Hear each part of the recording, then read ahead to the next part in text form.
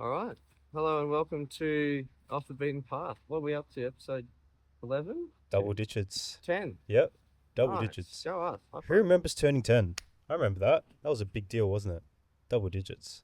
Double digits. I think at 10 I might have had, remember Thunderbirds? Yes, of course. Yeah, there was the big green shit. That was my favorite, number 4, I think it Yeah. was. And it I, had the little yellow one inside it. yeah. Yes. Yeah, that was my thing. Yes. So I think I had that as a birthday cake. And mum used like salt shakers or something as the legs. It was a whole thing. It was beautiful. Oh, did she make it? Yeah, she made it. Oh, wow. Mum was real creative. So I think that was what I had for my 10th birthday.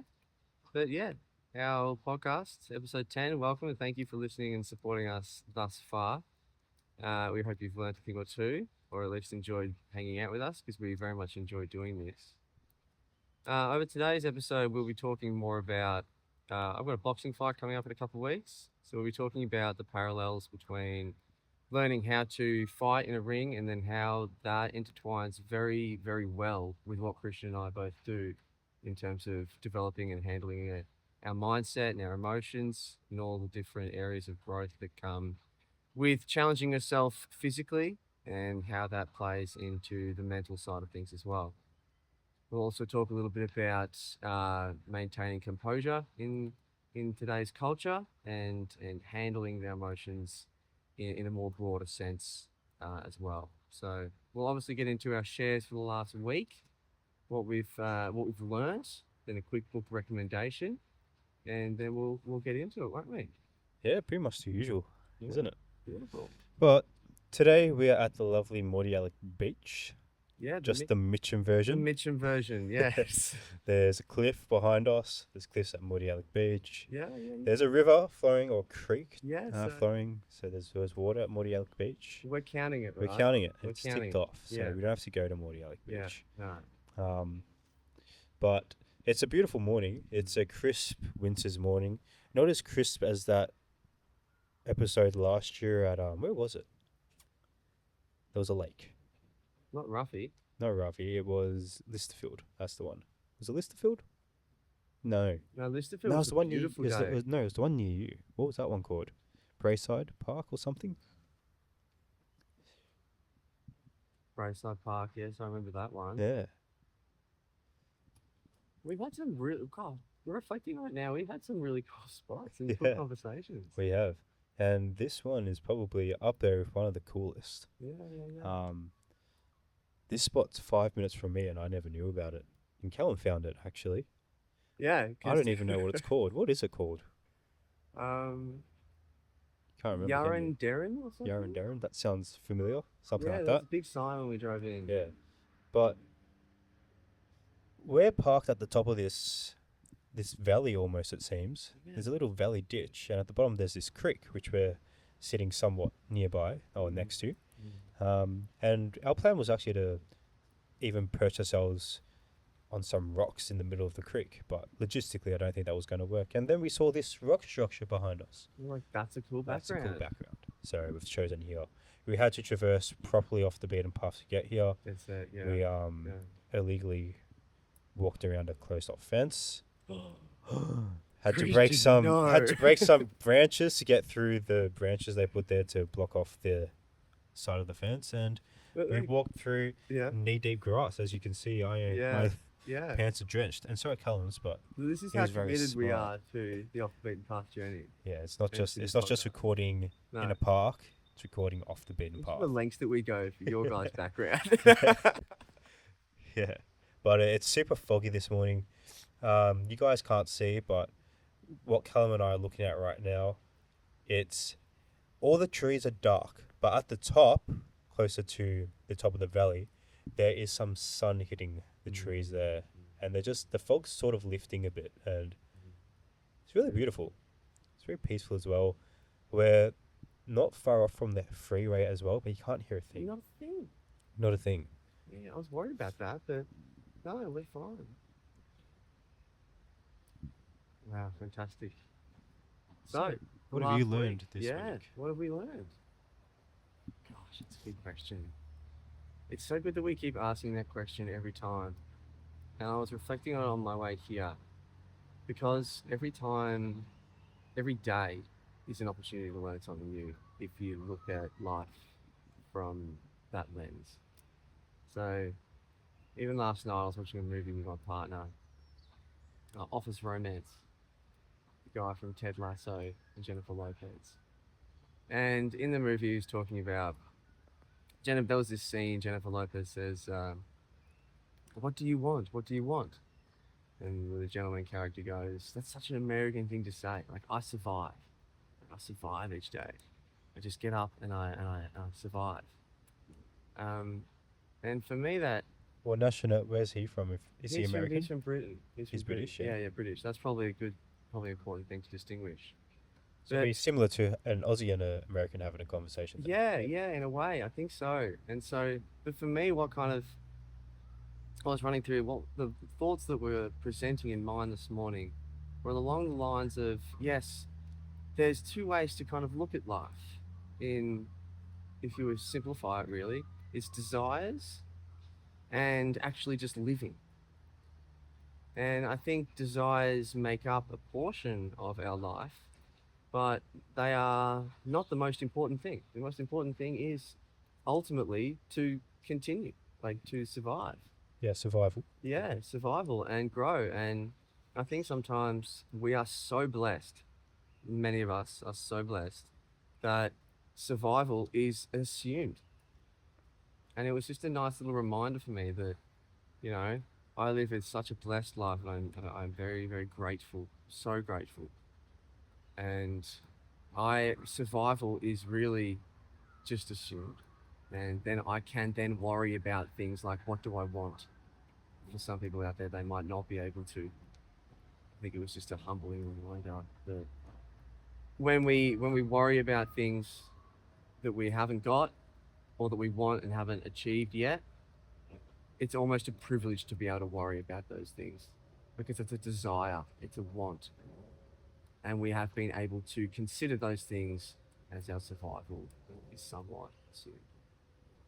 Mm. Yeah, I think that's very important. What I'll add to that is, especially most of the people listening to this podcast, we come from a pretty healthy environment. Like we don't have to think about survival day to day, and that's just a testament to our culture, the great men and women before us who have built the land and the nation that we live on today.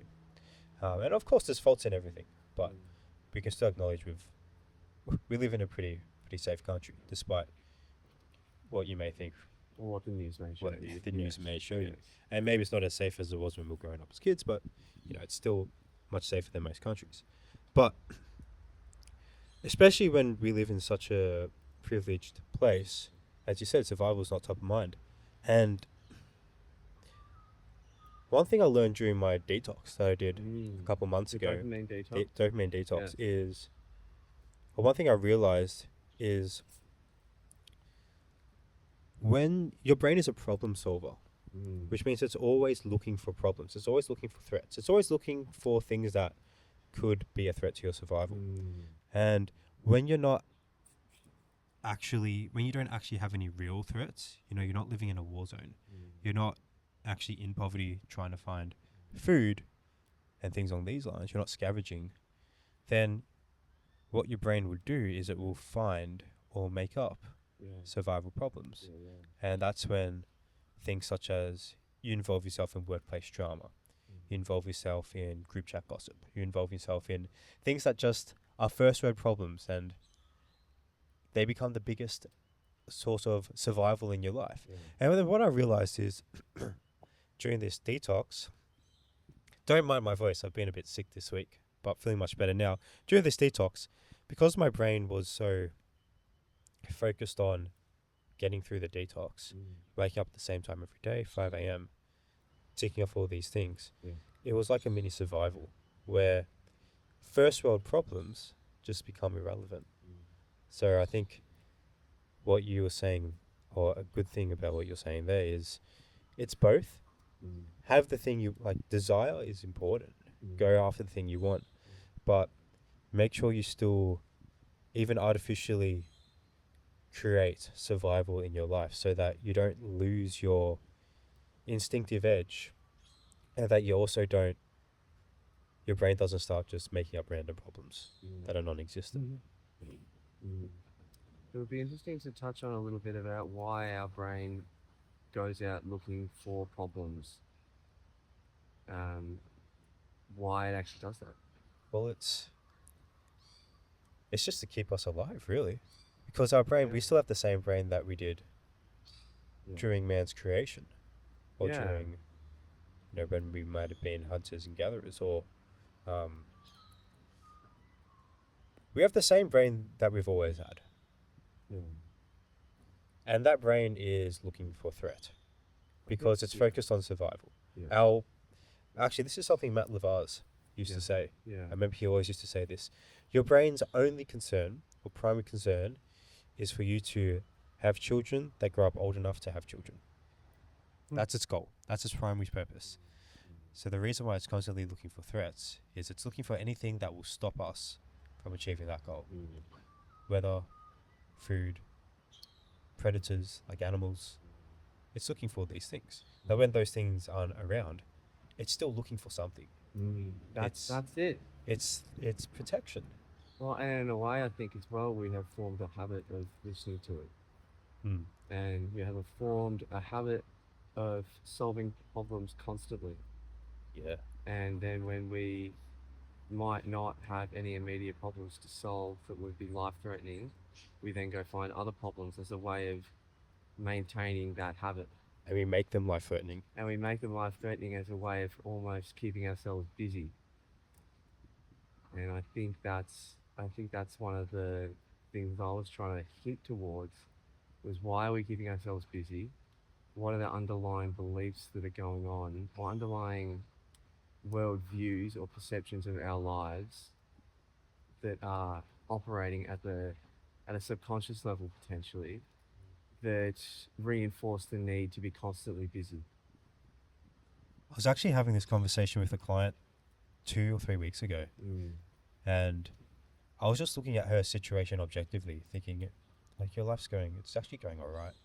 Like, this is me thinking, your life's going all right. But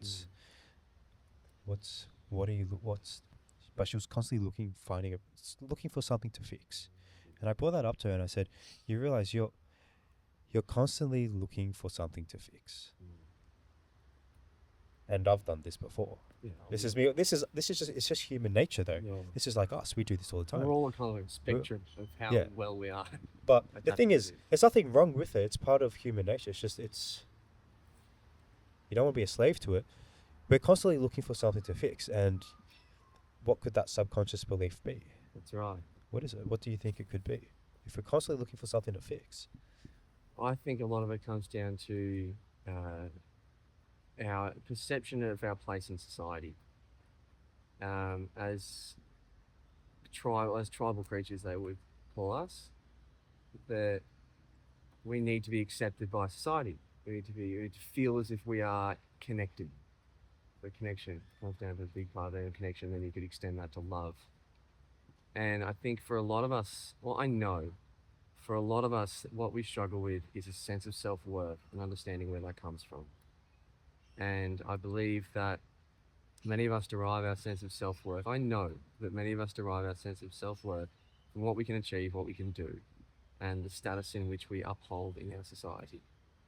And so anything that would challenge that, our status, our ability to achieve things, or the way in which someone would perceive us, would challenge our connection, which would then challenge our sense of self-worth, or actually probably would challenge our sense of self-worth and equally our connection, and then our ability to be loved.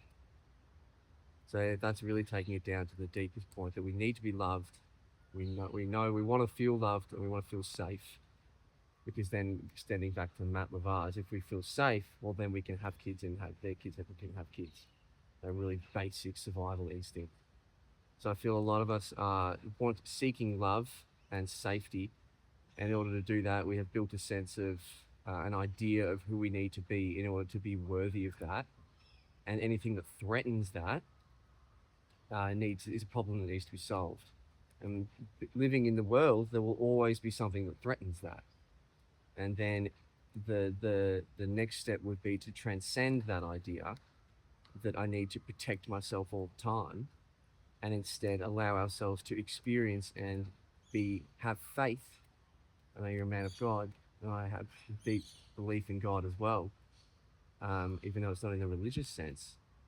Um, and that's one of the benefits of faith is that having a religious faith is that you start to change the way you see things instead of from a lack perspective of, no, I'm not going to be good enough. I need to do all this stuff to be good enough to be loved. You start to see that God is paving the way. I have faith in the fact that God will allow me to to meet all these challenges as they come up and walk through life with this underlying belief that I will be okay and that I will be safe. So God is my safety instead of needing to solve all the problems to allow ourselves to be safe. But yeah, that's so true. The importance of faith, and this is something I've connected. Like, I think the reason why religion has been such a crucial thing in mankind's history is it solves lots of those Yes. deep fears. Yes. Think about this, like, and this is something I experienced in my life. I was the constant fixer. I was the constant control everything type of thing, and I did a lot of self improvement from the years of 2020 to 2024, and yeah, I became more productive. I became more disciplined. I became more mentally sharp. All these things. You can handle more. I got a girlfriend. Yeah. Yeah. But it didn't. Those were nice, but it just wasn't. There was still like an emptiness there, or those questions unanswered of, like, something's broken, something's not working, There's always something to fix, and then my faith in God and my faith in Christ in particular helped me to not need to fix everything all the time. It's like, okay, I don't need to have all the answers because God has all the answers. And it's not a laziness of, oh, now that God exists, I can just, sit back, do whatever, and everything's going to just like fall into my lap. No, it's not that, but I don't have to worry as much because especially the things I don't know, God knows, and it will be revealed to me when I need to know, type of thing. There's a real peace in that. Yeah, and beautiful. I think it's the thing missing in a lot of our worries is that true faith of, first of all, I will be okay, and second of all, I truly believe that the belief that we need to fix anything comes from the belief that we are broken as we are, or there's something wrong with us just inherently as we are. Now, God in Christ fixes that, flips it on his head. Because self-improvement, lots of self-improvement teaches you you're not good enough, you need to fix yourself. Which, to a certain degree, there's truth in that. There is truth in that. But from a religious point of view, or even just a Christian point of view, it's, yeah, okay, you're not good enough. But you're created perfect. You're created perfect, so there's actually not much you need to do. There is stuff you need to do, but you can relax. Because even though you as a human, your flesh is imperfect, the way maybe you've been raised, the way you've probably acted, things on these lines, imperfect. Okay, we're all imperfect. We all fall short of God's glorious standard. Everyone has, except one man. But he sees you as perfect. He doesn't see you as broken.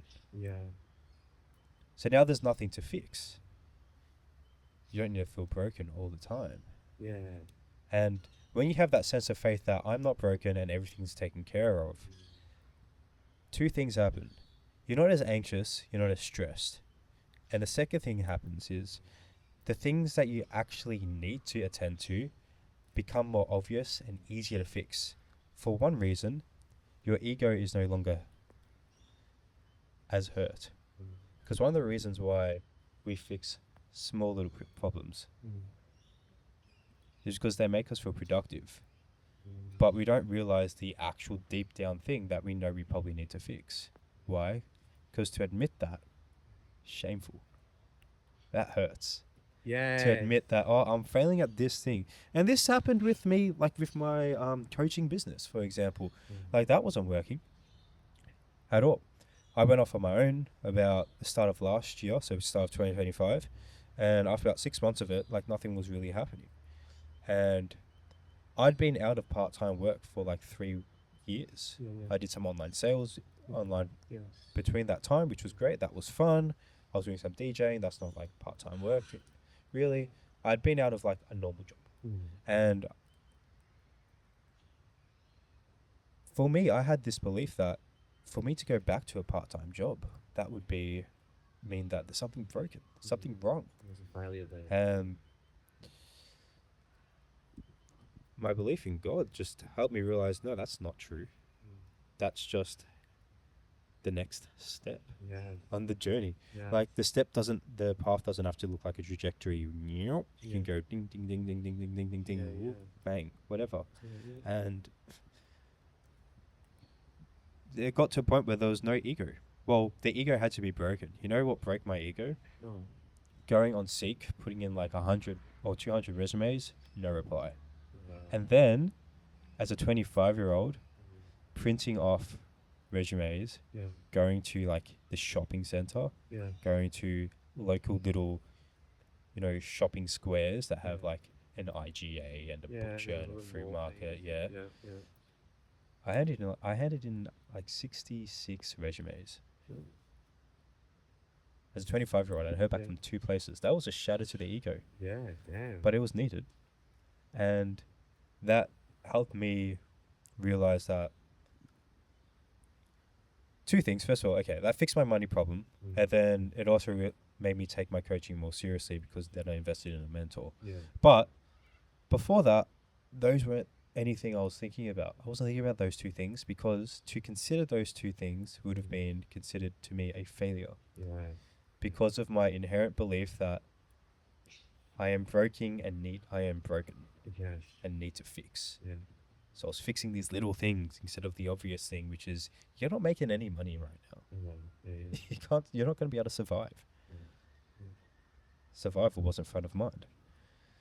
But that faith in you're going to be okay and you are okay, you're good enough. Well, for some reason, helped me realize those things. And this whole conversation stemmed out of where the thoughts come from. And I'm a big Michael Singer fan. I was with David the other day, and he's like, I'm a singer slut. I'm like, straight up. Michael Singer is just a extremely wise individual, and I have a lot of deep respect and admiration for him. And he speaks a lot about what is the job of the psyche of the ego is to try and solve all the problems that we have not allowed to flow past through us. So, for instance, I get wet today. Let's say it starts raining on us, Christian, all right? And I am extremely uncomfortable with getting rained on. And so then that doesn't pass through me. Instead of just getting wet and being, oh, I'm wet. All right. What's next? I get wet and I'm so agitated. I'm like, oh my God, this is annoying. This sucks. I can't believe it. Now I've got to do this and this and then this. If I was just to accept that I got wet, then there's no need for all the thoughts and the psyche and the ego.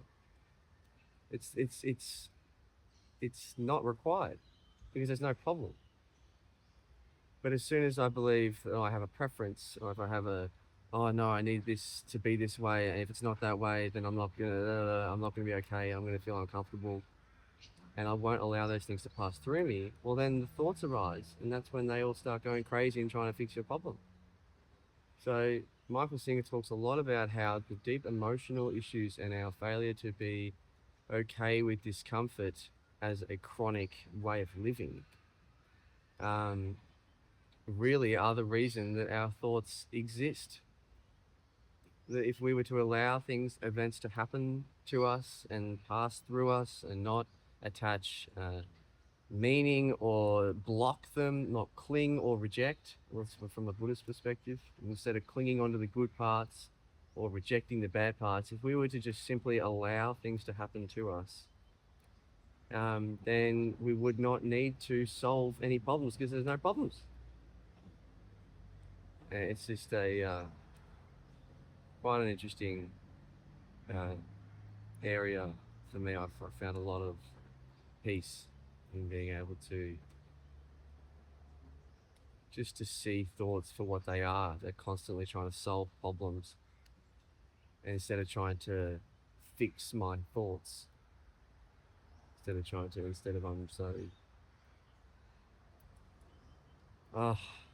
so uncomfortable right now. Why is this happening to me? Why is this all this stuff? Just allowing things to happen to me more and addressing them as they come has allowed a lot of my thoughts to pass on by instead of becoming my focus for the next 10, 12 hours, which has been really tough with ADHD as well, because it's ADHD is inherently a brain that is constantly very active due to its lack of dopamine in that way and that sense of accomplishment and seeking that accomplishment as a natural human instinct.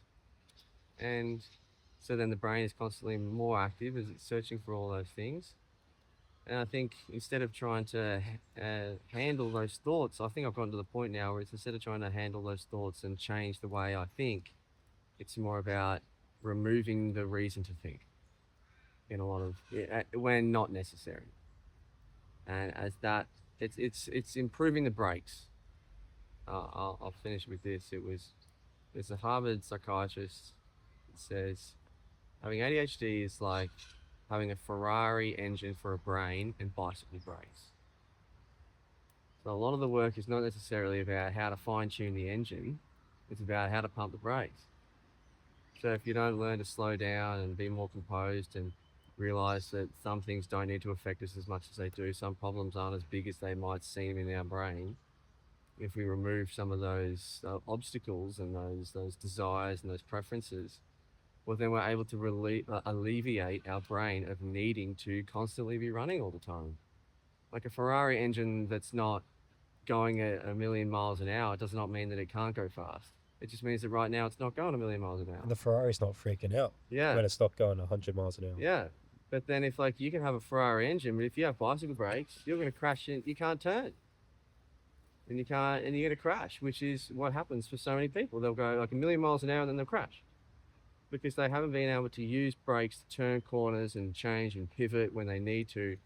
And a lot of that comes from the way we live our life each day. And then it again comes down to our relationship between our thoughts, the problems that we have, and how many problems we allow ourselves to try and fix. Yeah, the problem isn't always our thoughts, it's the thoughts we have about our thoughts, really. Yeah. And the problems aren't always our problems, but the thoughts we have about our problems. And I believe a great way to find peace with our problems is first of all to realize what is our problem to solve and what is God's problem to solve. Tell me more, Cristian. Well, it's just what things do we actually need to focus on, and what things do we just leave it for God. We don't need to worry about it. He's got it sorted. Yeah. We're okay. Yeah. Like what you were saying. Yeah. It's like some things are problems, some things aren't problems. Yeah. And I think the way to find peace is it's sort of like coming back to focusing on what's in your control in a sense. Yeah. And What does Marcus Aurelius say? Thoughts, actions. no, I don't think he said that. Oh, okay. But that is one of my favorite. I'm not sure where I got that from. Where did I get that from? I got it from somewhere. I don't actually remember where I got it from, but it's a diagram that says your thoughts control your actions, which control your thoughts control your emotions, which control your actions, which control your outcomes. But yeah, it's sort of focus on what's in your control. Yeah. So this has something to do with boxing. Yeah. Oh my God. That Control. was a topic of conversation. Wow. control. What Well, have you one- learned about? Hmm? What have you learned about? Let's talk about think about this. So we've talked about faith, which is faith is defined as the belief in things not seen. Yeah. That's what it means. Yeah. So you don't know that there's a way through, but you believe there's a way through. Yeah, You can't yeah. see it, but you know it's there. Yeah. So in boxing, there's a lot that's not in your control. Yeah. I've just started Muay Thai. I've only done maybe 4 weeks of it. Yeah. So you're more ahead than me. So you could talk more on this than I can. But there's a lot that's not in your control, but there's a fair bit that is. So what has boxing taught you? Because you're training for a fight. You've been training for 30 while days now. so far or something? So the full intense training started about 7 weeks ago now. So we had the pre-camp, we did 2 weeks of that. Then we had kind of a week off, and then we've just finished the 4th week. Is this in a group? Yeah. So the pre-camp was with everyone that was going to do the fight night. And then we split off into 2 different teams. And so, yeah, done about a few weeks, about 7 weeks off of it now. And it's been quite the journey. What have you learned about control and problems? So when it comes to control and problems, I think the quote that comes to mind is practice makes progress. So at the start, I was very stiff. I was trying to knock them out straight away. I was trying to throw my hardest punch, but then by doing that, I was so in. I followed through too much that I couldn't get out. And then I would just cop a punch because I couldn't get out of the way. I needed to start moving and being defensively accountable. But then that obviously took a level of control because I couldn't put my whole body weight behind it and throw. I had to kind of use my body to rotate to get my power, which would allow me to keep my balance. And so there, first and foremost, is the physical representation of control. Not going too far in, because if I did that, well then I would be susceptible to just getting knocked. I needed to be in but also out at the same time. That's one example. The next example is probably that I was very, very tense and nervous. Understandably so. Someone's in the ring and they're trying to hit you in the head. And I didn't want that. I didn't want to feel like a fool with all these people around me. And so the example there is that I had to learn to relax because I was very tense in those moments, and I had to learn that people could, they could hit me, but I could block it. I didn't have to close my eyes every time. I could allow them to hit me, and I could block it, and then I could or I could move out of the way, or I could duck. And it's just having the ability to remain calm in that moment and not lose control to your emotions and those instinctive survival instincts that are saying, get out of the way, or attack this person so much that they can't defend. And so it was a matter of controlling the energies, because there's so much adrenaline when you're in that situation that you just want to be aggressive. And that was one of the biggest things for me getting into it, was as a man in today's society, it's very difficult or not very well trained when it comes to handling anger in a positive way. And so we are very, I think, disadvantaged by suppressing anger, and it will eventually come out in some way. Oh, I 100% agree. As we know. And so instead of allowing it to seep out the sides in a way in which is not constructive. Yeah, like taking drugs. Yeah, or abuse. Or abuse. Mentally, emotionally, physically, it is, yeah. of yourself or of others. So drugs being the physical, personal abuse. Instead of letting it seep out that way, I would find a controlled environment where I could face that aggression, come face to face with it, the fear, just be like, or the anger, and ultimately the fear of becoming face to face with the anger. Is look at it right in the face and go, okay, I'm in a moment now where am being potentially overwhelmed with aggression and anger and emotional response, clouding judgment, and you're getting hit by someone in the face, and you're trying to block, and you're trying to hit, at the same time as you're trying to be respectful, because this is a teammate that you're against. This is not someone that we hate, or even allowing those motivations to be present, or not to not be present, to fuel us. And so looking at all that in the face and going, no, I can remain calm. Have you ever watched Fight Club? Yeah. I watched it last night. What do you think? Oh, it's not the first time I've watched it. Yeah. But Aaron and I, we did that little trick you and Steph do, where you pull something out of the jar and you have to watch it. That's so cute. I'm glad you're doing We do we have a box for children's movies or kids movies and adult movies or grown up movies, not pornos, just non-kids movies. But we had either The Lion King or Fight Club.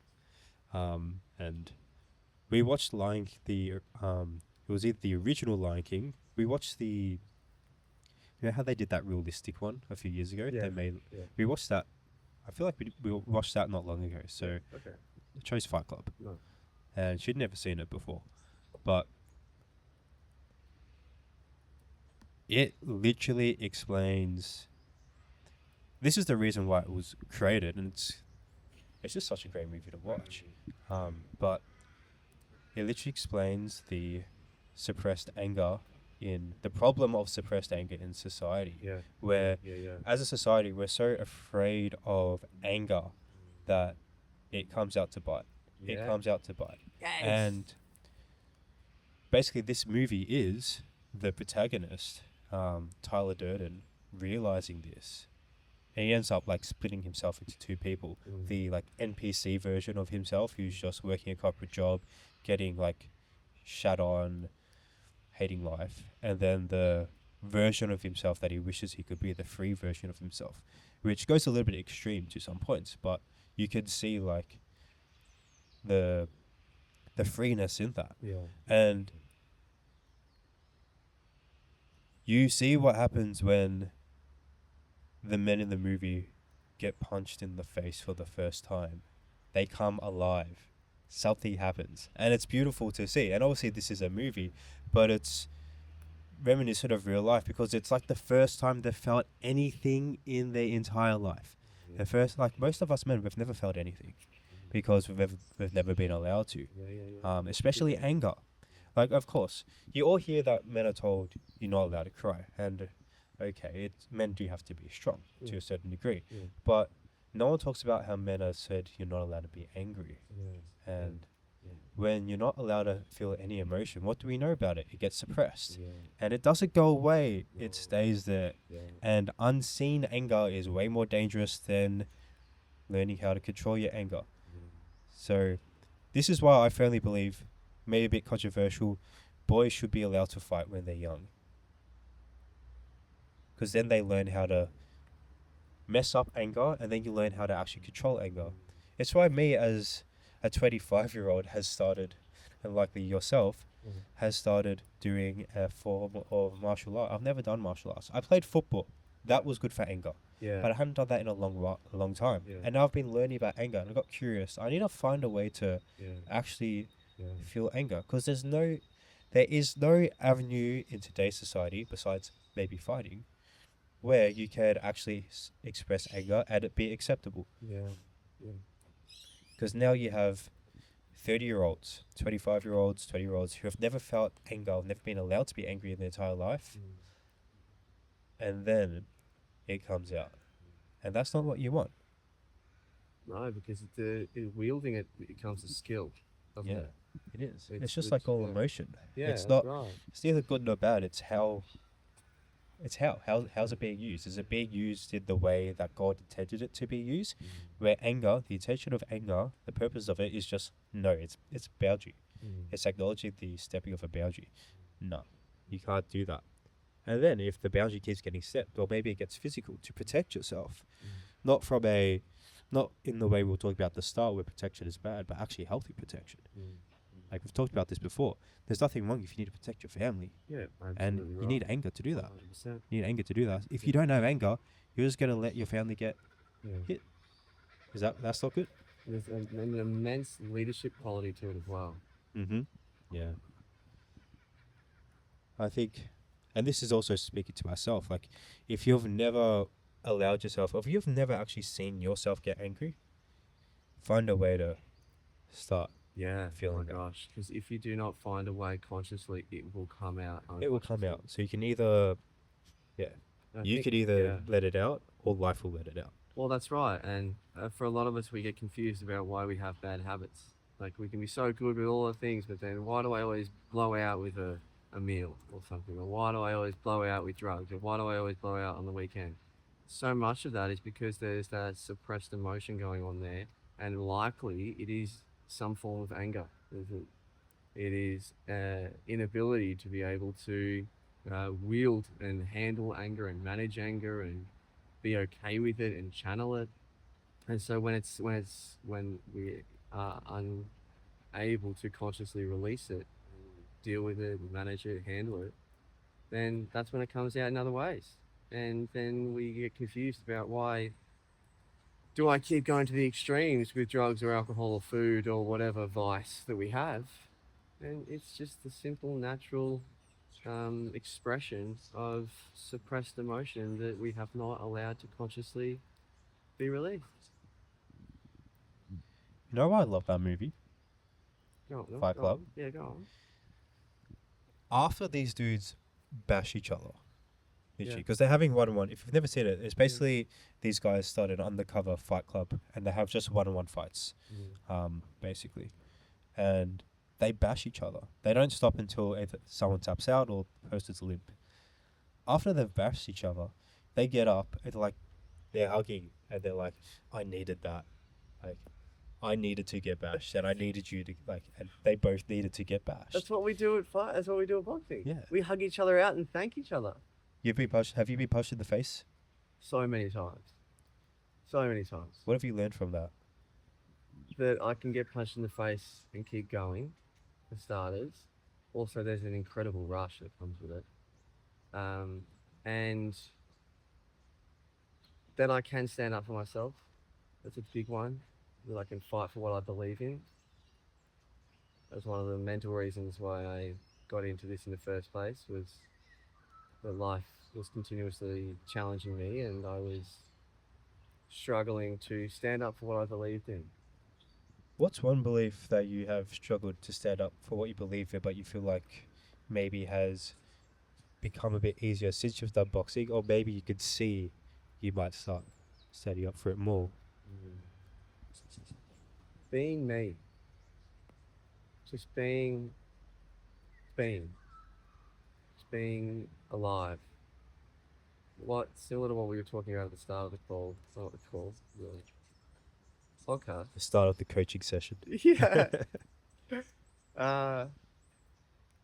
It's that relationship between myself and my thoughts and my emotions, or identifying all that, and then having the influence of society on it, and what people say is good, what people say is bad, and then obviously starting my own business, and having faith in the fact that it's going to be okay, and that this is a good decision, and that this is just another step along the path, no matter what other people say. Because ADHD, being an ADHD coach, there's people out there that don't believe it exists. There are people out there that think it's only to be medicated. There's no other ways of managing it, and It's like two extremes there. yeah, so I get challenged a lot on it, and if I didn't stand up for what I believed in, that this is the right thing for me to be doing, and that this is a good decision, and that I'm just going to keep moving forward, which has allowed me to help all of my wonderful clients. If I didn't have the balls to be able to stand up for that and follow through and have faith in the journey, then I wouldn't have been able to make the difference that I'm able to make. I wouldn't be able to live the life that I'm living. And that came from a place of being able to stand on my business, being able to fight for what I believed in, stood up for myself. And boxing has helped me to take that to the next level, to continuously show up for who I am and not people please, and not change my persona, wear those different hats in those different rooms, and just to come closer and closer to allowing myself to exist and interact with the world and enjoy the passage of time instead of being constantly trying to gain approval. And that's probably been the biggest thing, is just being more authentic and allowing myself to fight to stay that way. I think there is something that has to be said about what happens to you once you go through something hard and you overcome it. Like the proof, you almost feel somewhat like unfuckwithable, you know? Yeah. Like you would feel that now from boxing. Yeah. Because 100%. you know, Yeah. now obviously not in an egotistical way, but it's like you know you could do something hard. So someone's opinion in comparison is not as scary. Yes. You know? And you see this with people, like you probably have a friend. I'm thinking about just one of my mates now, who I'm actually catching up with later today. Yeah. He is somewhat like his mindset's quite inspiring, and he's not like a mindset person, but he's been through just hard shit, and he's overcome it. With family, with just a lot of things, and he's just in the best way does not care what anyone thinks. He's just him, because it's just irrelevant to him. It's like I see it as like I've been through all this stuff, overcome it. Why would I care what this random person thinks? Yeah. It's just like not in any comparison. So I think That's so true. I think like the cure to lots of our anxieties is actually going through something hard. Yeah. And Yeah. like if life, like, okay, everyone goes through something. Like life is hard for everyone, subjectively. Like life always just feels the same hard for everyone. But I feel maybe like the cure, especially if you're a dude watching this, chicks as well. Like at my MMA and Muay Thai classes, there's chicks doing them as well. Like that's same. cool. Yeah. And I think, I don't know, get punched in the face, because then that will give you proof that you could get punched in the face and you're alive. Because you're right, like I've been punched in the face, not hard. Like I've only been to like 5 sessions, and so no one's punching me hard in the face like yet. Maybe that will change. I hope it does. Yeah, as you get better, for sure. I hope it 100%. does. But I had someone just like go bang with a glove like that speed, not fast, and it wasn't hard. And even just that little tap, there was an adrenaline rush, and I was like, "Oh, cool!" It's like, let's go. It's like, "Whoa, what's that? What is this? This is cool.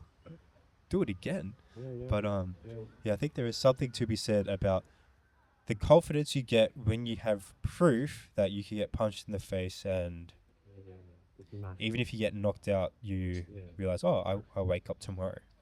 So Well, what do you always say? The challenge, the obstacle is the way. the obstacle's the way. Yeah, and that Be is grateful for your challenges, exactly. and if your life is too easy, make it hard. Yeah, And that's what we were saying at the start. Like our lives today are so privileged. Yeah. That's not a bad thing, because it's just a testament to like our parents, like how hard they worked, and our grandparents and our ancestors who, you know, whatever.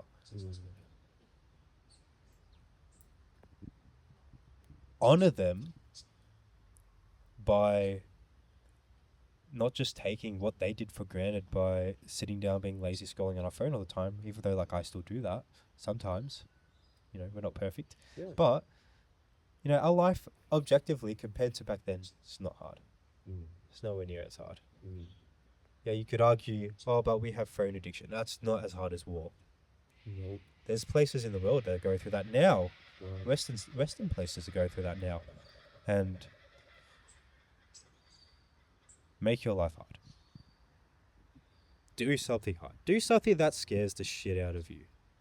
Boxing, like fighting, scares me. Muay Thai scares me. Why? Because I don't like looking stupid, and I feel like an absolute retard doing that. Like I have no coordination. Yeah. I have no balance. Yeah. I've never fought before. Yeah. Like I'm a complete beginner there. Yeah. But after 2 sessions, I'm now excited. Like after my first 2 sessions, I became excited to go. Mm. My first 2 sessions, I was scared to go.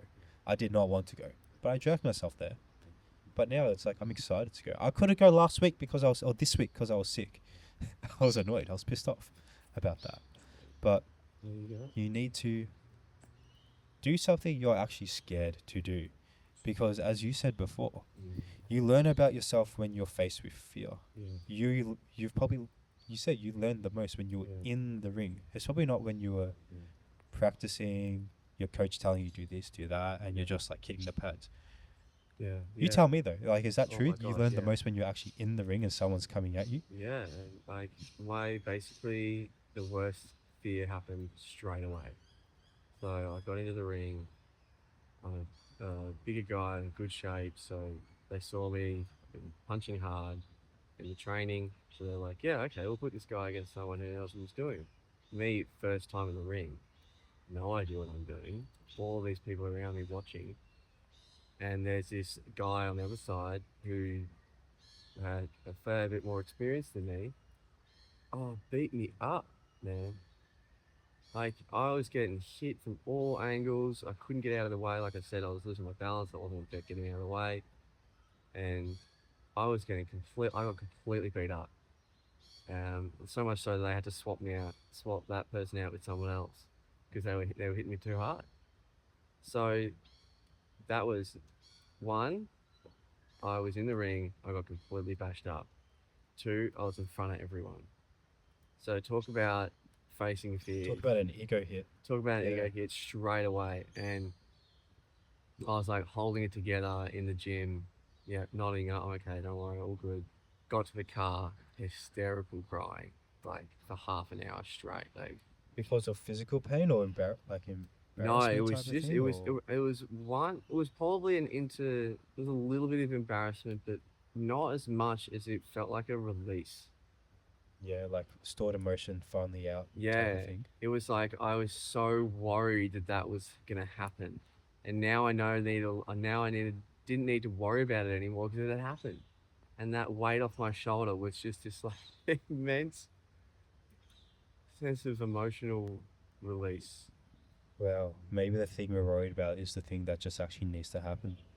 Legit, yeah. And then when Think it about happened, that. yeah, That's a Yeah. cool thought. yeah, because it's exactly what happened there. And then once I done that, I was like, oh, all right, I've done the hard thing. The thing that I didn't want to happen happened, and I'm okay. And it's actually this weight off my shoulders now. I don't need to worry about it happening because it's happened. It's done. It's finished.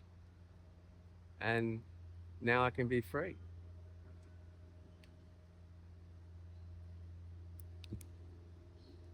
Quite the experience.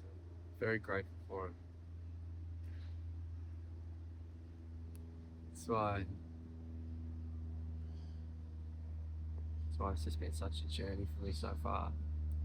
Doing the boxing, getting in the ring, practicing, standing up for myself, facing my fears, following through.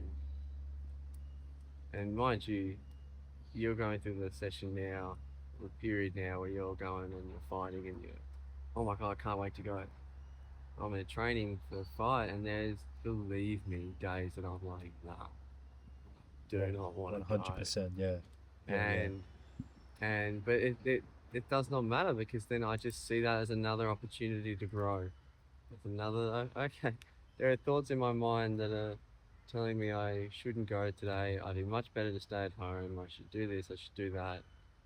And that's not reality. They're just thoughts that are then trying to solve some problem, and that problem probably being the next step of I've got this fight night coming up. If I ease off on my training, well then if I lose, it was just my preparation. But if Yeah, it's I not me. It's my yeah, yeah, preparation. yeah, Yeah. yeah, yeah. But if I prepare all the way through and I work as hard as I possibly can up into the night, and whatever happens on the night, then if I lose, I lost. Yeah, Fair it's and like square. you're just not good enough. It's like that thing. Yeah, it's like, That's the and I don't want story to we would deal tell. with That's that. what we would tell ourselves, isn't it? So it's Yeah. the mind trying to protect myself from that From potential facing outcome. that scary thought. Yeah, yeah, Yeah. Yeah. Yeah. It's cool how the mind works, doesn't it? Isn't It'll it? it'll procrastinate us in the most smartest way, won't Yeah, it? yeah. Like it'll get us to the. It'll make us so productive, but not productive enough that we face our fear. Type Yeah, of thing. yes. As soon as we get close, it's like, no, just pull back. No, it's like nah. It's cool, isn't it? Very cool how that works. Yeah. But it's wonderful that, like, what you and I, all the work that we've done to get to where we are, the research, and personal work, and work with clients, and all that, to be able to see that for what it is. And I think that's one of the biggest reasons why we do this. It is one of the biggest reasons why we do this, is because we can share what we've learned, and we can help you see all of the tricks that your mind will try and play on you to keep you where you are in the name of protection and safety, even though it's doing the opposite. It's like your mum. We love our mums. Everyone loves their mum. This is how I think about it. Yeah, go. Everyone loves their mum. Yeah. Mums are beautiful. Mums are the best. Fantastic. What we do without mums and dads as well. Yeah. Like, I feel like dads don't get much credit, but as well as they should. But mums do a beautiful job. They do. But they just want you to be safe. Mm. Sometimes you have to stop listening. Your brain's the same. Mm. Your brain's just scared. Your brain is just doing the best for you. Mm. It just wants you to be safe and happy, comfortable, like your mum. Actually, this reminds me of Fight Club. Go on. There's a quote he says is I think the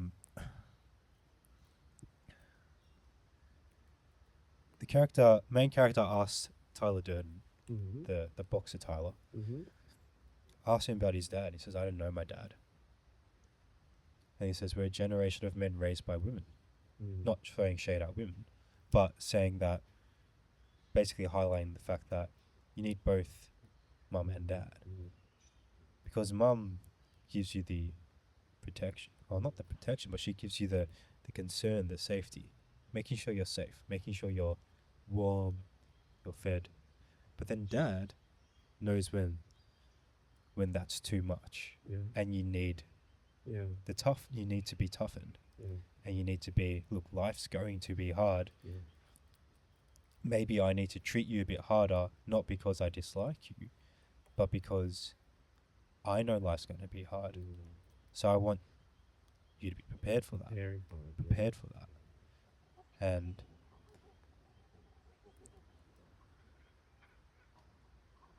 then since like the 60s, there's been this destruction of like the family unit and the family values. And there's a great book I was reading called Hard Times Create Strong Men. Holiday? No, it's not by Ryan Holiday. It's called Hard Times Create Strong Men. It's by a guy named Stefan Arnio. Oh yeah. And there's an interesting 2 pages in there that talks about, I won't go into it, but just like why men have been erased from families, like maybe who has caused it, why they've caused it. Basically, simply it makes children more programmable, really, because there's no one to, there's only one parent to stand up for the child as opposed to like double the amount of force, really. Yeah. So, and typically men are more disagreeable than women. So men will be the ones more to disagree with things going on that aren't right, just naturally, like on average. But it talks about statistics of what happens when a child grows up in a fatherless household, and that might be because the father's passed away, or the father's run away, or the father's there but he's just not present. He's just working all the time, or even like the family's been divorced, and the father, because divorce laws always favors the mother, the father just never gets to see the kid. And the stats are shocking. It's like 90% of drug addicts, fatherless homes. 90% of homeless, fatherless homes. 90% of women who go into sex work, fatherless homes. 90% of like college dropouts, fatherless homes. 90% of misbehaving children, children who end up in crime, it's fatherless homes. And it was interesting how it wasn't motherless homes. It was always fatherless homes, because they did the same study on motherless homes. It wasn't the case. So I think it just, I don't know why I started talking about that, but it's interesting to highlight the importance of not being coddled Yeah. and needed to be punched in the face. Well, I think actually it's a really great point that you brought up. And one of the reasons for that is when we go back to the anger, I think there's a lot of men out there, and it's been happening for generations, that have not been able to express and release their anger. They've never had a father to teach them. Well, Yeah. I think, yeah, in a way, and that I think extends a lot back to the war. I've thought about this quite extensively, and I think a lot of it has to do with that. Which one? Just both of them in general? I think really around the time of World War One, World War Two, those massive,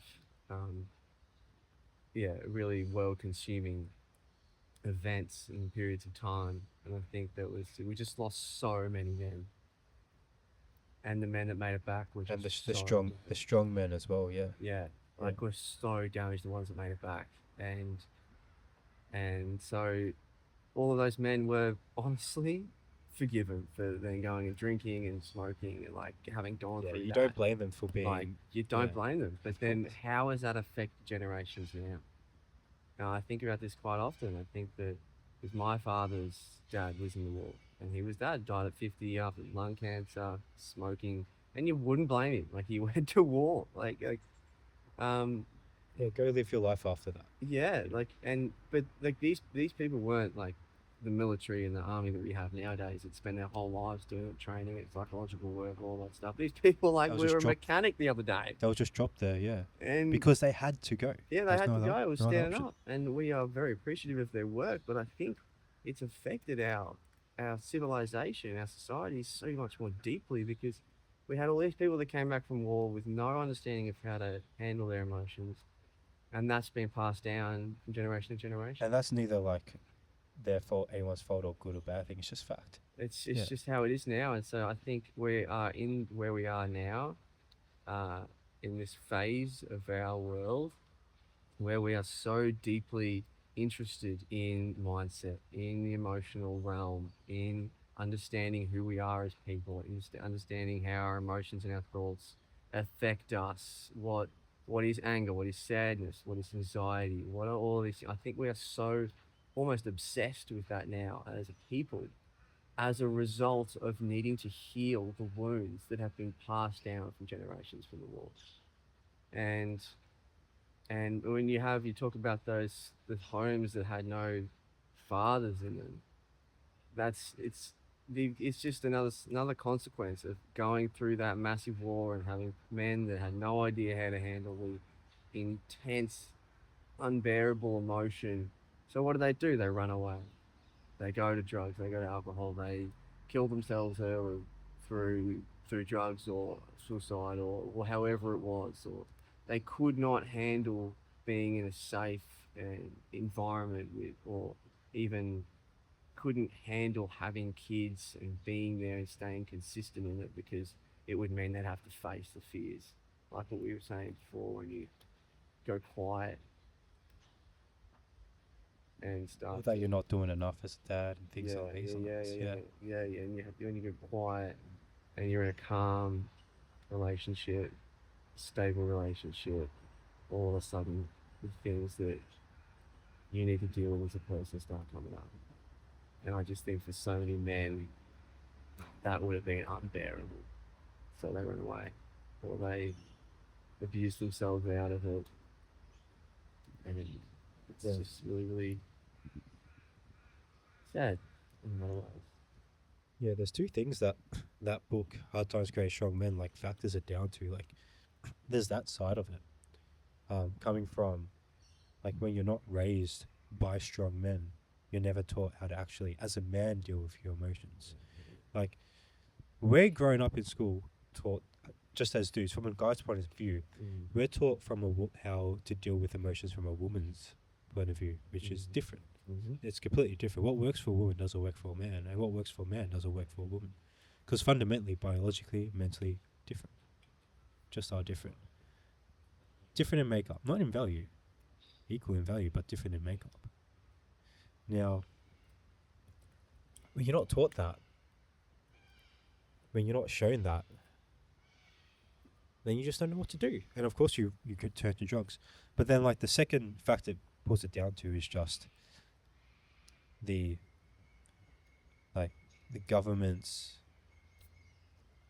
desire to, in order to make the population more controllable, take men and the strongest part of society, the family unit, destroy it. Yeah. Take men out of the family, make the government dad. But then the That question type is, of thing there. why is the government wanting to do that? And control is born of fear. Yeah. So when we Fear want, of, well, if there's no strong men, no one's going to revolt. yeah. But then Fear of revolt. our whole governmental society, in a lot of ways, and its motivations is based on fear. Like, even look where we are, there is a small little, tiny little rock slide. Yeah. Fenced off. Yeah. Fence. Yeah. Like, why? What, to overprotect? If someone wants to explore, can't they not take the risk? Yeah. It's to overprotect. Yeah.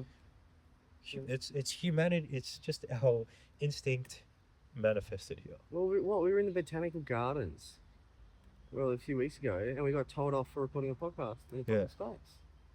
And, like, they have security guards at a gardens, and it's just like there is just so much. There's so much. What do they call it? The nanny state. Yeah, Victoria. Calum and I were in Victoria. Yeah. In Australia, and it is the nanny state of Australia. Yeah. And it's interesting. Well, it's, for instance, when God gave the 10 Commandments. 10. That's it. How many rules and laws and things do we have these days? Yes, so?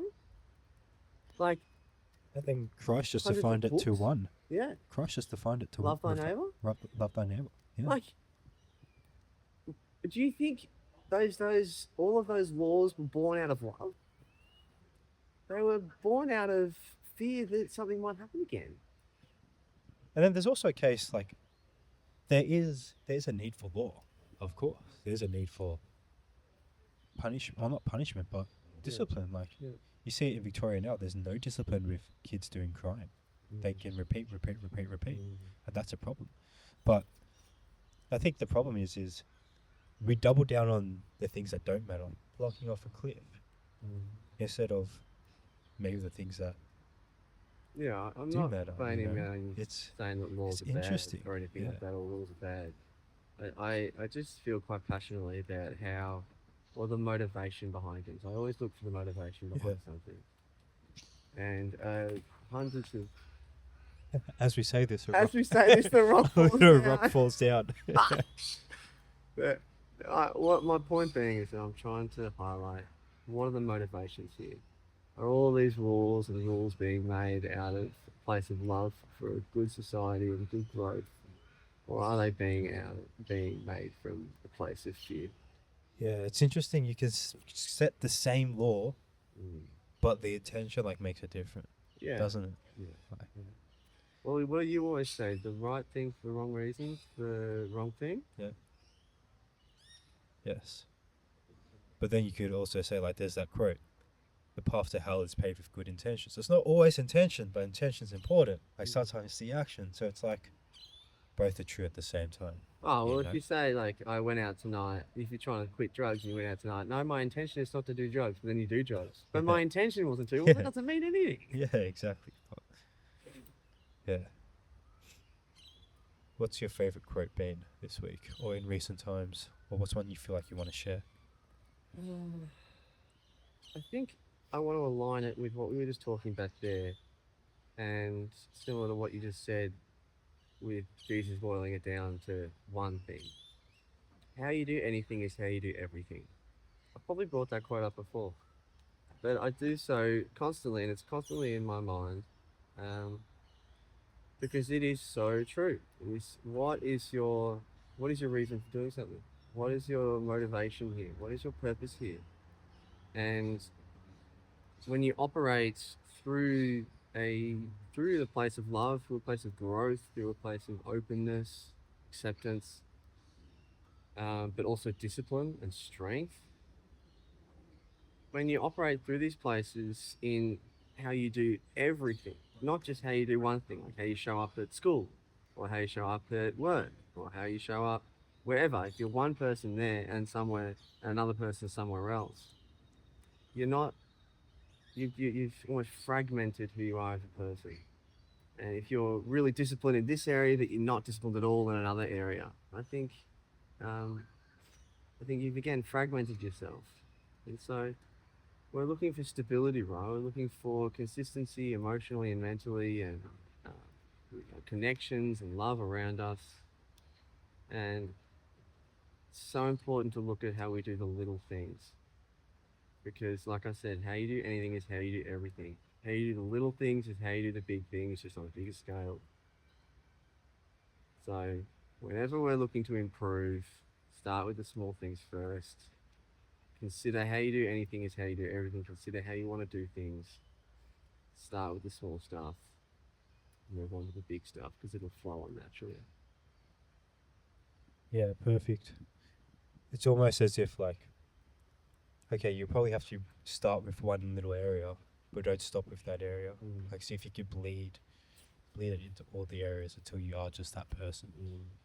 Yeah, That's like the end goal. Yeah. You're not, and that you will probably never be 100% across everything, but that's just the goal to aspire to, and enjoy the imperfection of it. Yeah. My quote came to me last night. I couldn't sleep. It took a while to get to sleep. Yeah. This quote just popped into my head, and I wrote it down. So I feel like maybe I'm meant to share it today. It's somewhere in the Bible, don't know where, but it says, maybe it's a proverb. I think it's, God opposes the proud, but he's close to the humble. Say that again. God opposes the proud, but he's close to the humble. Paraphrased. That's probably not what it is word for word. There's probably a few extra words in there, but it's saying, like, God is like flees from you if you're proud. If you're prideful. Like, think about Satan. He fell for pride. He was prideful. That's what made him go up against all his brothers and get cast out of heaven. He was jealous. He was jealous that humanity got the earth and not him. That's what the story is. But besides the point, if you want God, if you want love, don't be proud. Don't be prideful. God is closest to you when you are humbled. When you've just been beaten in the face, that humbles the fuck out of you. When you are facing your fears, that humbles the fuck out of you. God is closest to you, or the revelation of God. You know, the things you're looking for. Let's just call it that. If you don't believe in God, that's okay. You don't have to. But the thing you're looking for, the answer you're looking for, that one quote you're trying to find, that'll come to you. Not when you're hiding yourself from your fears, to when your fears are humbling you, when you're getting beat up. He's closest to you when you're at the bottom, not the top. So, It's beautiful. don't take yourself too seriously. Yeah. We're all bad people. We've all done bad things. We're all good people, of course. Yeah. But, we've all fucked up. Amen. We've all done bad habits. Mm. We've all treated people badly. We've all done things we're not proud of. Don't hide yourself from that. Because that's what pride is. Yeah. Now, when I say don't take yourself so seriously, it's not, I don't mean, oh, well, that means I can go do drugs every weekend and, because all these bad things don't matter. No, that's not what I'm saying. It's understand you're human. As a Christian, the view is, the whole point of Christ was God set this 10 Commandments. And no one could live up to it. No one could do it. And we all sinned. And sin simply means something God doesn't agree with. That's all it means. And no one could go through life without doing one thing that God didn't agree with. And then the whole point of Christ was just to say, well, I'm going to die for all of that. So even when, not if, but just when you mess it up, when you fuck it up, when you swear like I just did, it's okay. It's okay. You don't need to be prideful anymore. Because here's what happens when you're prideful. When you do a good thing, we'll start with the bad. When you do a bad thing, you get shame. You feel shameful. And shame is the darkest emotion any person can feel, especially a man. That shame is what leads you to go do drugs. Shame is what leads you to go rot in your bed all day, scrolling on your phone. It stops you. Makes you go backwards. It darkens you. That's the emotion. That dark feeling you feel, it's not depression, it's shame. It's just once you feel it for so long, it's called depression clinically. That's what happens when you do a bad thing, when you're prideful. What happens when you do a good thing when you're prideful? I'm better than everyone else. I'm superior. I'm superior because of all the good things I do. It's not healthy either. That is why God opposes the prideful. Because he does not see anyone as better because of what they do. Yeah. That's it. So, my quote there, it's just enjoy. Just play for the love of the game. You mess things up, you get some things right. Allow yourself to mess some things up. Allow yourself to just go for it. Play. Play without fear. Because two things are going to happen. Either you'll hit the bullseye, it'll work, beautiful. The punch will land. And you're let's say you went for the shot because you weren't afraid anymore. You're I'm just gonna box. I'm just gonna flow. Whatever the momentum's going, boxing, any fight, it's a game of momentum, really. Momentum with your body, momentum with whatever. I'm just gonna go with it. See what happens. I'm just gonna play. It's smart, of course. And I'm just gonna take this punch. If it lands, beautiful. If it doesn't, I'm gonna get punched in the face back. And that's going to humble me. God's closest to me when I'm humbled. I'm going to learn something there. I'm probably going to learn maybe what to do next time, but I'm also going to learn I can take that hit. And then that's going to boost your confidence. And maybe right now the thing you're looking for is the confidence. So go get punched in the face.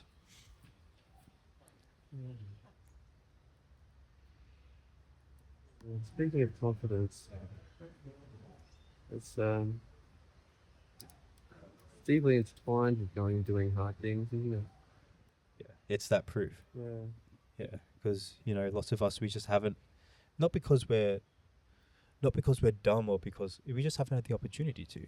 We haven't needed to do anything hard, which is probably why our generation, we're so unconfident, because we haven't needed to do actually. Look at your parents' generation.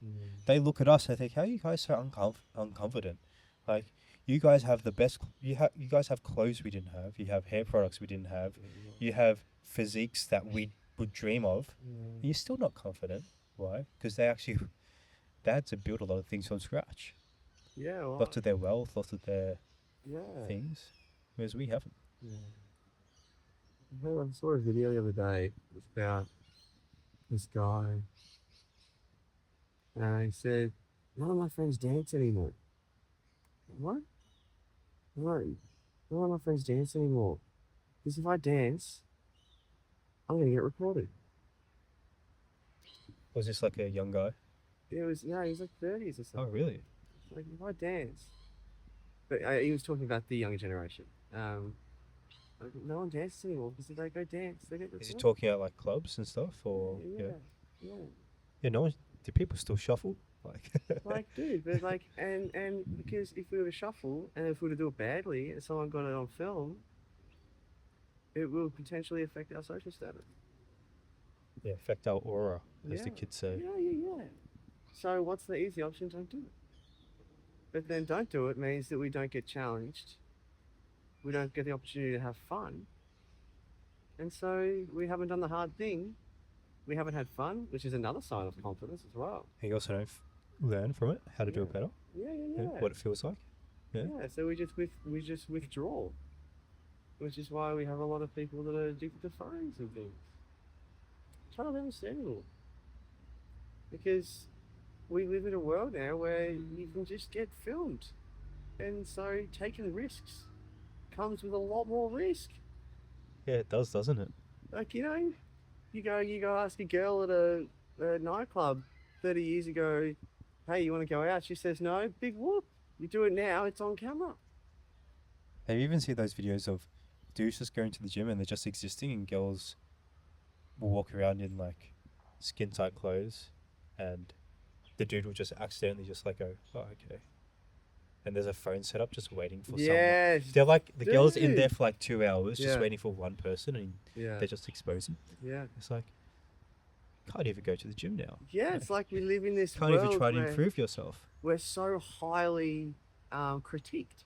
We're so ashamed of ourselves that we focus more on just exposing everyone else, aren't we? Yeah. Yeah. And that has just created this scared world because we're taking a risk now is difficult. Like you and I, obviously, we do a lot of content. We put a lot of content out there. That's a big ego killer. That's a huge ego killer. Yeah. And you put consistent stuff out there. But at the start, it was like, oh my God, this sucks. No one's looking at it. I'm not getting any response. People are looking at it, and I know who's looking at it, and they're probably laughing at it, type of thing as well. And then after a while, you do it, and I could not care less. Yeah. Like, but you become desensitized to it because you do it. And when you don't get the opportunity to do it and practice it, you don't get the opportunity to desensitize. It's exposure therapy. I think, I truly believe exposure therapy for fears is the best type of therapy. Well, you have to have some sort of level of exposure to. You have to pass experience the thing, yeah, don't you? Yeah. Yeah, but it's just like it's literally anything. Like we want to get better at running a podcast. What do? We do podcasts. You want to get better at, you want to no longer feel the fear of rejection? Don't watch a YouTube video about it. Go get rejected. Go get rejected. Like this, you watch the YouTube video. Don't just learn watch how a to then go into self-help book situation. about it. Get rejected. Well, it's the intention is the pathway to hell, right? Like you can have all those good intentions. Yes, I'm going to watch these videos. I'm going to do this. I'm going to listen to this podcast. It's all going to be great. And you can listen to this Cristian and Calum podcast and feel good about yourself afterwards and like you've got it all sorted out. But if you don't go and apply anything, you've done nothing. Yeah, it's just mental masturbation.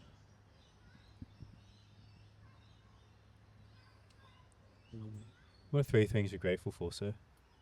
You, Thank you. your presence. I have deep admiration and respect for you. And I'm very glad to have you in my life. Last weekend I went out on a Saturday night before our podcast, and You naughty boy. I know. It's alright. And You had a friend's birthday, wasn't it? yeah, it was so much fun. It was Yeah. great. And then the night all of a sudden was just later than I thought. I was like, oh my God. I need to text Cristian because I'm not going to show up I need to get more sleep and recover. And, you know, in that moment, I wasn't afraid because you just have this such a loving and accepting nature, but also you can discriminate between what's a problem, what's not a problem. And Yeah, you cancel one podcast because you're celebrating a friend's birthday, not a problem. yeah, But like, if you were became the type of person who just like cancelled everything, yeah. like, But well, if you I like, became that person, you wouldn't be my friend anymore, but that's the type of thing. thing. But you know it's- that that's not who I am as a person. Yeah. And like that would never become a consistent thing. So I wasn't worried about it, and I was so grateful in that moment that I that I could trust that I could say this and I wasn't gonna have to bear the shame of canceling something last minute. And so I was incredibly grateful, and I'm so thankful for you being accepting and understanding, real. You're welcome, man. And obviously, I'm very grateful for my partner, my beautiful Steffi, and all the opportunities that God and life has put in front of me. What about you? That was two. No, it was three. It was Christian, Steph, and the opportunities of life. My man. I can count. Don't worry. I can went count. hard on the first one, so I understand why it Yeah, might the have last- seemed like two. Yeah. I'm grateful for you too, man. Having these conversations, having someone who's not only just willing to have conversations, but just like, you found this spot. Like, I'm grateful that you found this spot Cool. and that you're as adventurous as me to, I don't know, traverse what we traverse. Like, Yeah. it's nothing massive, but that we're just like, yeah, we'll give it a go. Yeah. I- Okay. You know what I'm grateful about you? Well, You'll just give things a go. yeah, sure. Yeah, And most not many of the time. Most of the Not time. all the time. Not all the time, as you're telling me on the way down here. Yeah, Which is yeah. okay. But not many people are just willing to give things a go, are they? They're very comfortable in, and it's understandable. I've been that person Yeah, before. yeah. They're very comfortable in what they know, what is familiar, Yeah, yeah, yeah. and you're adventurous. Yeah. Well, we're constantly exposing ourselves to new things, and we know the benefits of that. So we watched the video, we read the book, and then we went and did it. Most of the time, there's probably still some things that I've read and haven't implemented yet. Oh, yeah, sure. I'll find that out soon. But that's number one. I am grateful for my partner, especially like this week, last week as well. I feel like I was getting sick last week and I was getting run down, so I was a bit grumpy. And especially this week, yesterday I was grumpy for some reason. Still recovering from being sick, and she's just a gem. You know what? Actually, this is a conversation. I think on Monday or something. It's a public holiday, was it? Monday. Yeah. I don't remember exactly how it panned out. And she said something like, "I love you even when you're in this mood." And I thought, my instinctive reaction was, I don't deserve you to tell me that. Like, I've just been grumpy to you for the past like 12 hours. Like, you should be mad at me. It's like, no, I love you. Like, even when you're in that state. And that was just like, wow.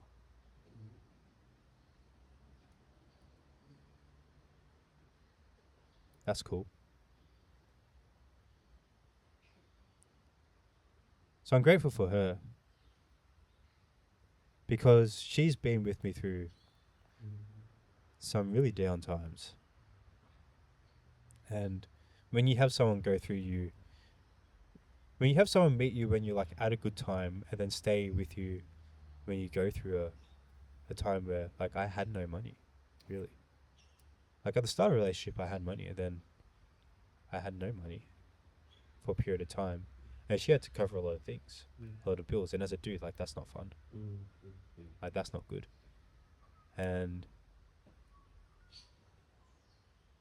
the gratitude I have is the realization that she loves me because of me. Which is what we all want, isn't it? So I'm grateful for you because I know you're listening to this. But in recent times, we haven't had to, like, I'm not in those dark places anymore. So, but even though just like last week I was in a shit mood and she was just there being her normal, usual, beautiful self, you know. And I think you've spoken about this before on a episode, like a few, 3 or 4 episodes before. Like, you'll go through a tough time, and Steph was just being like the beautiful Steph that she is to you. And I think there's something to be said when, and this will happen in every relationship you go through. If you ever have a proper relationship with someone, it doesn't have to be romantic. It could be friendship, be family. You will see the beautiful side of them, and you will see like the darkest parts of their heart. And I think the test of a relationship, a friendship, whatever, is how do you still love that person? It's easy to love someone's good side, but can you love a person's like dark side? Can you love your own dark side? Yeah, and then can you allow them to love your dark side? Yeah, that's a weird thought to come with too. Right? My instinct, when she said, "No, I love you," even though I've just like been a cunt for the past 12 hours, like that was weird for me. Yeah. Gosh, you're right, dude. You're an amazing person for the entire rest of your existence. Every now and then you're allowed to have a drink. Every now and then, yeah. But that was the second thing I'm grateful for. I'm very grateful for my lady. Third thing is, it's grateful for. Is that an eagle? No, it's a big bird, whatever that is. It's not an eagle. I'm grateful for no longer feeling super sick. I'm probably 95% better. I've still got a bit of a funny nose, but that's nothing too serious because it's allowed us to have a podcast today. Yeah.